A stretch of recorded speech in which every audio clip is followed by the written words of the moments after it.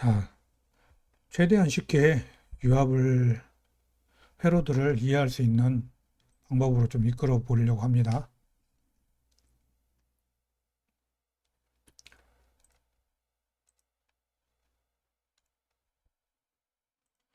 액추에이터를 실린더를 하나 떨어뜨려 볼게요. 자, 실린더는 이렇게 표현을 하죠. 바깥에 실린더 튜브가 있고요. 그 다음에 피스톤이 있고, 그 다음에 로드가 있습니다. 그 다음에 접속구 두 개가 있고요. 이쪽으로 기름이 들어오면 실린더가 확장을 할 거고, 이쪽으로 기름이 들어오면 수축을 할 겁니다. 자, 세팅에 들어가 보면 더블 클릭하면 세팅으로 들어가고요.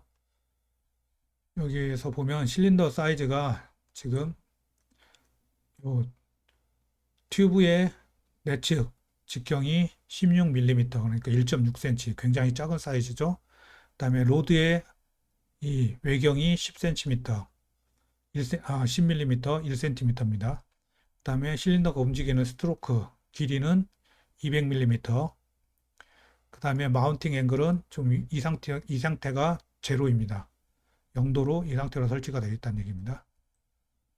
아주 기본으로 실린더를 놓으면 이 상태로 딱 나오거든요. 너무 크니까 좀 축소를 해보겠습니다.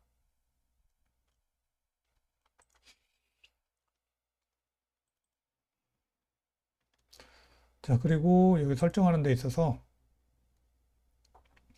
싱글 액팅 실린더로 만들려면 이렇게 이쪽 거 선택해 주면 왼쪽에서 오른쪽으로, 그럼 여기서 기름이 들어가고 이쪽은 대기로 빠지는 형식. 이런 경우에 오른쪽에 스프링이 있겠죠. 만약에 수직으로 세워 있고 부하가 걸려 있다 그러면 뭐 스프링이 없을 수도 있고요. 오른쪽에서 왼쪽으로 간다면 이렇게 되고요. 그러면 스프링이 만약에 이쪽에 있다든지 뭐 이런 식이 되겠죠. 이제 더블 액팅으로 할 겁니다. 죄송합니다. 양쪽에 기름을 넣어서 이쪽이나 이쪽으로 양방향으로 제어할 수 있는 방식이고요. 마찬가지로 스프링을 넣을 수도 있고요. 쿠션을 넣을 수도 있습니다. 끝단에 쿠션. 뭐 로드도 선택을 해줄 수가 있고요. 실린더 자체에 가해지는 힘을 정의를 해줄 수가 있습니다. 전체 구간 0에서 200mm 총 스트로크를 하는 동안에 뭐 특정 부하에 뭐 힘이 걸린다든지 하는 거를 해줄 수 있는데 별로 쓸 일은 없을 것 같아요. 자, 외부 부하를 넣어주는 건데 무빙 매스라고 해서 여기 로드 끝단에 부하를 걸어주는 겁니다. 저는 여기다 지금 300kg을 걸어 보겠습니다. 300kg을 걸고 수평 상태로 걸려 있는 거고요. 그 다음에 여기 이제 마찰 개수를 지금 그 철 위에 철이 놓여 있는 개념으로 부하가 그렇게 놓여 있다는 개념이겠죠. 그 다음에 뭐 여러 가지 조건을 이렇게 넣어줄 수도 있고요. 그 다음에 정마찰 개수와 동마찰 개수로 넣어줄 수도 있습니다. 여기는 지금 보면 정마찰 개수가 0.25, 그 다음에 동마찰 개수는 0.1입니다.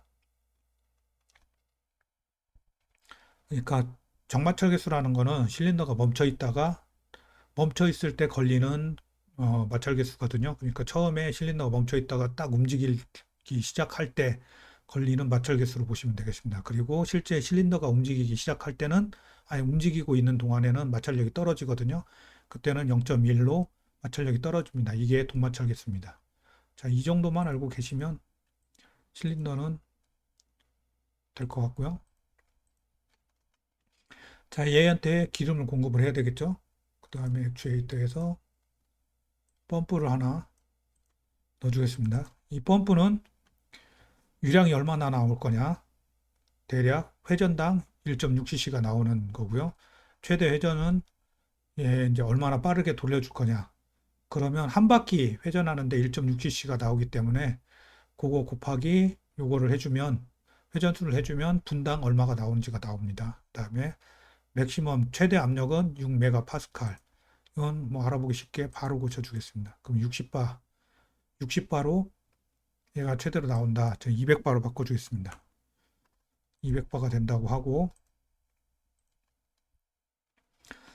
자, 여기에 탱크가 걸려 있어야 기름을 흡입을 해서 보내주겠죠. 탱크는 뭐가 있을까요?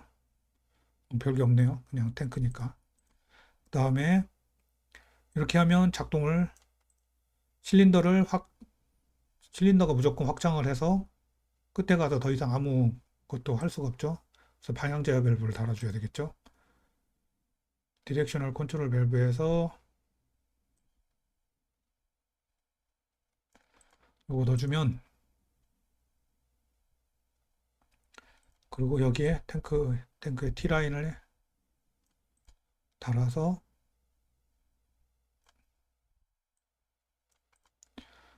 자, 기본적으로 펌프가 기름을 흡입을 해서 뿜어내서 이쪽으로 와서 탱크로 빠져나갑니다.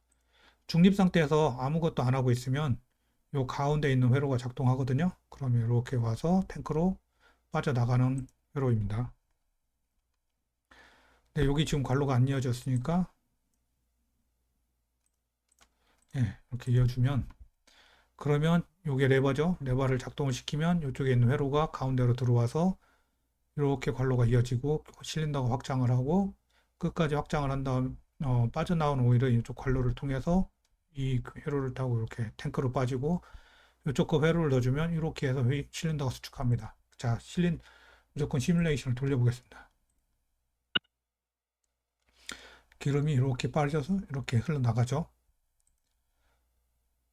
이렇게 작동을 시켜보면 실린더가 쭉 확장하고 멈추죠. 더 이상 갈 수가 없으니까. 반대쪽으로 수축. 이렇게. 그 다음에 이 라인에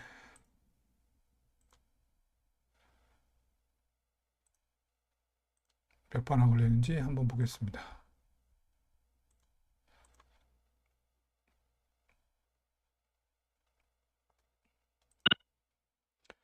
자, 중립 상태에서 거의 압력이 안 걸린 상태. 0.075 메가파스칼, 그러니까 약 7.5, 0.75바 정도 압력, 굉장히 낮은 압력에 걸리죠. 그러다가 작동시켜보면 압력이 올라가서 20 메가파스칼, 200바 정도가 걸립니다. 200바, 아까 펌프가 최대 압력이 200바라 그랬죠. 200바까지 걸려서 밀어내고 다시 쭉 빠지는 상태. 그리고 반대로 하면 또 끝까지 가면 200바. 왜냐하면 펌프가 200바까지 만들어내니까요.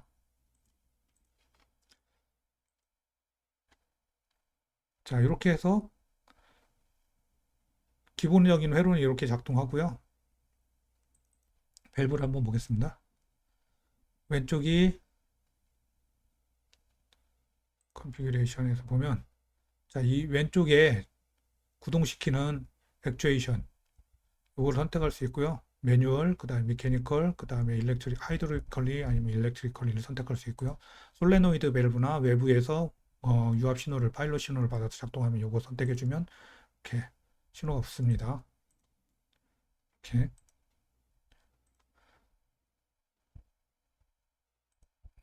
그다음에 스프링도 달아줄 수가 있고요.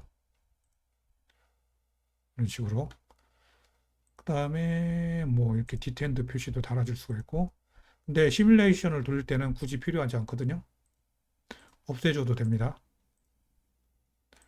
스프링이 있냐 없냐에 따라서 중립으로 자동으로 복귀냐 하느냐 안 하느냐가 결정이 되니까, 뭐 하지만 스프링도 빼주겠습니다. 오른쪽도 빼줄게요. 자, 기본적으로 밸브 바디에 상태가 지금 스프링 세 가지를 가지는데 하나를 더 달아줄 수도 있습니다. 이렇게 더 달아줄 수도 있고요. 없애주면 세 개의 상태를 가지는 밸브가 되죠. 그래서 여기 보면 4 3웨이 밸브라고 되어 있죠. 여기 외부로 연결되어 있는 포트들이 4개가 있고요. 상태는 세 가지를 가진다 해서 4 3웨이 밸브입니다. 이게 하나가 더 붙으면 이름이 달라지죠. 자, 그 다음에 뭐 이 정도 하고 마찬가지로 시뮬레이션을 돌려보면 똑같이 작동합니다. 아이고, 회로가 많이 배선이 딱 끊어져 버렸네.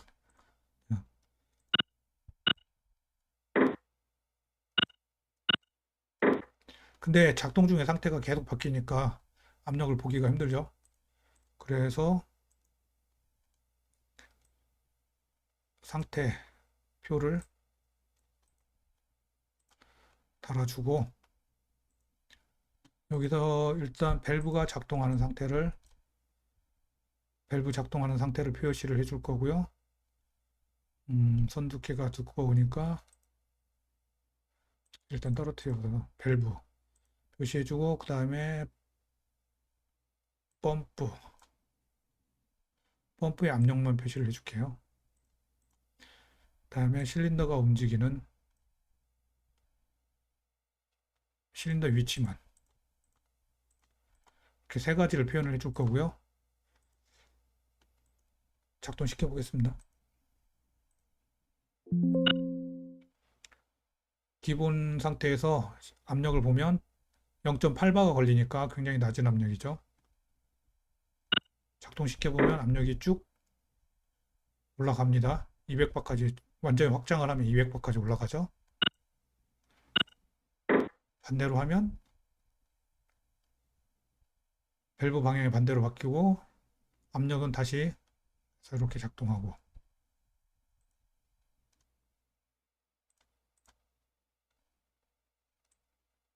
자 그런데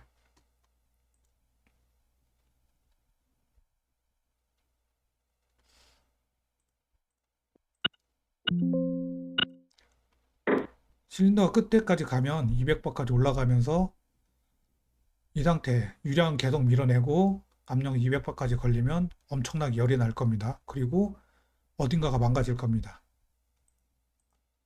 자 그래서 이 중립 상태에서는 문제가 안 되지만 만약에 작동을 시킨 상태에서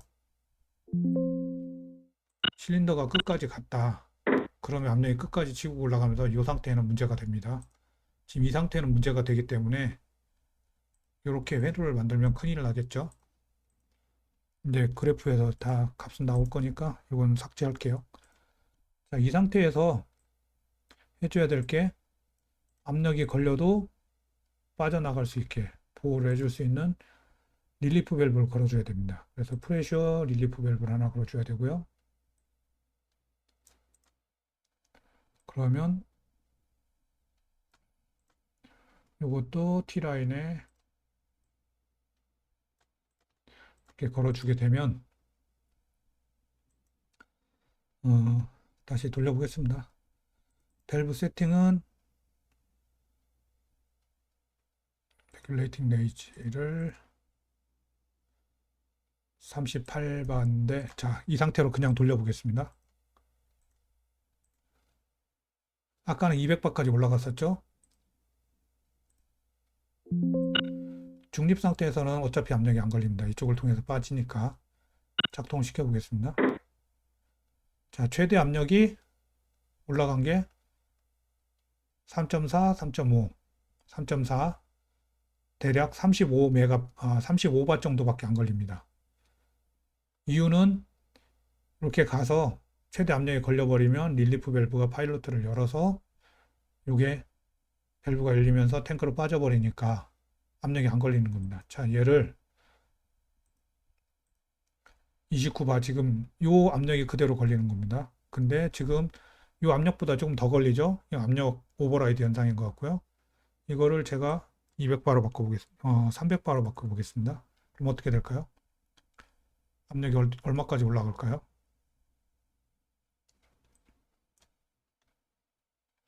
릴리프 밸브는 300바인데 압력은 200바까지 올라갑니다. 왜일까요? 이 펌프가 200바까지 밖에 못 만들어내니까. 자, 얘를 200바로 만들어 주고요. 다음에 펌프 압력을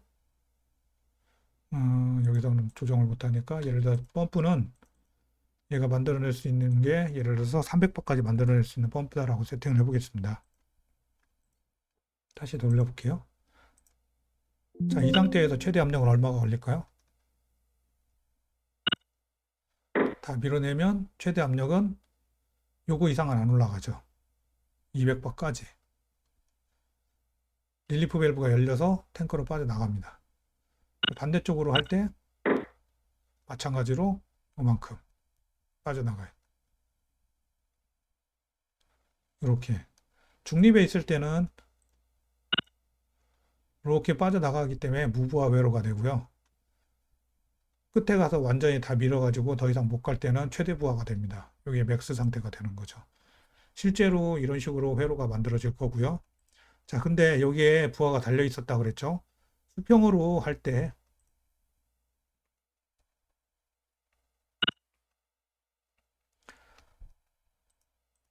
작동시킬 때 보면 최대 부하가 200바가 무조건 걸리는 게 아니고, 아이고, 너무 빨리 끝나버리네요. 실린더의 스트로크를 2000으로 바꿔볼게요. 좀 오랫동안 관찰할 수 있도록.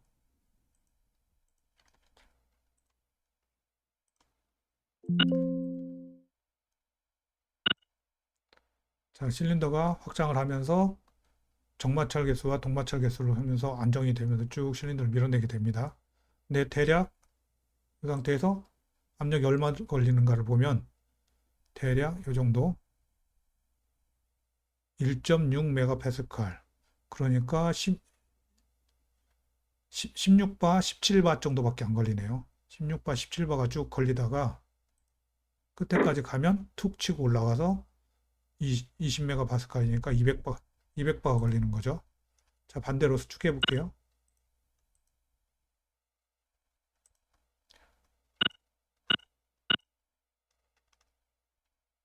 마찬가지로 수축을 하는데 압력이 2.6 메가파스칼, 그러니까 대략 뭐 20바에서 30바 정도밖에 안 걸리는 거고요. 부하를 300km를 걸어 놓은 상태인데 그 정도밖에 안 걸린다는 얘기입니다. 수평 상태로 거의 지금 부하가 영향을 거의 안 주고 있고요. 자, 이번에는 실린더를 90도로 세워 보겠습니다.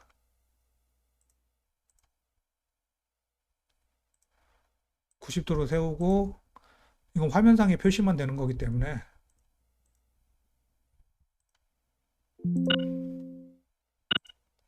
압력이 확 올라갔죠. 150바. 150바 정도 쭉 작동하다가 끝에 가면 압력이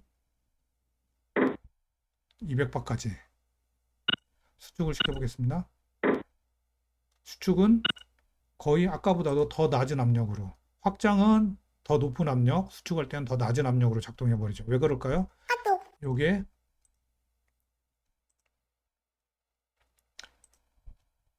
형상이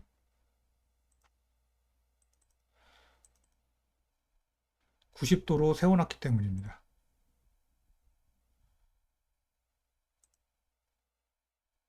실린더가 이런 식으로 세워 있는 형태고, 이 실린더 끝에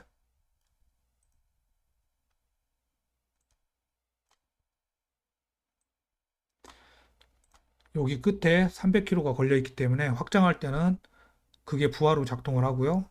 수축할 때는 300kg가 요걸 실린더를 누르기 때문에 거의 압력이 걸리지 않는 상태로 수축을 해버리는 겁니다. 이 상태로 작동하는 거죠.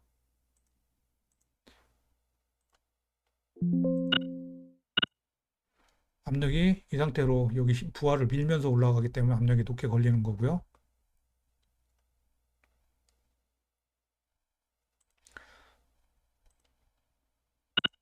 수축할 때는 부하에 의해서 자동으로 그냥 수축이 돼버리는 겁니다.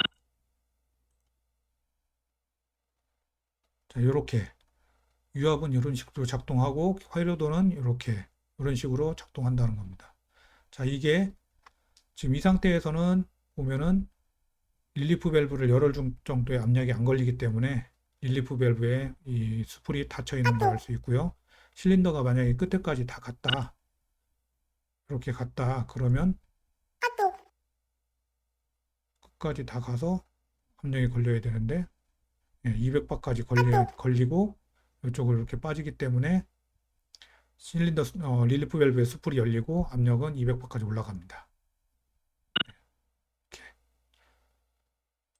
자, 아주 기본적으로 반드시 알아야 되는 유압 회로를 보는 기본적인 회로를 설명을 했습니다. 이상으로 마치겠습니다.